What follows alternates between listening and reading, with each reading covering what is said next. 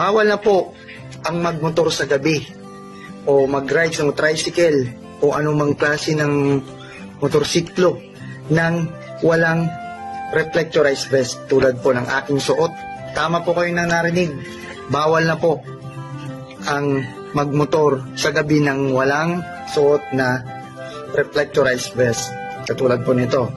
Kung ikaw po ay nagbabalak na dumaan sa national at provincial road, ay kailangan po natin magsuot ng reflectorized vest.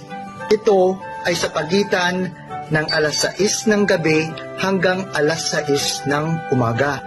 Ito po ay magsisimula sa August 15. Ulitin po natin, August 15, mula alas 6 ng gabi hanggang alas 6 ng umaga. Sa unang offense po, pag ikaw ay nahuli, ay warning lamang po ang aming ibibigay.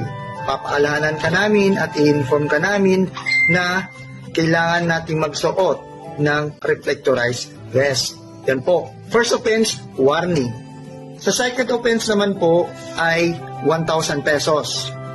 At sa pangatlong pagkakataon po na ikaw ay mahuli ay 2,000 pesos.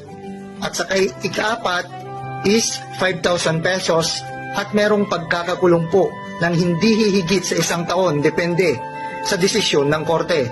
O kapag ikaw ay may backride, kailangan po yung backride mo po is meron din po siyang suot na reflectorized. Kapag naka-e-bike ka, kailangan nakasuot ka din.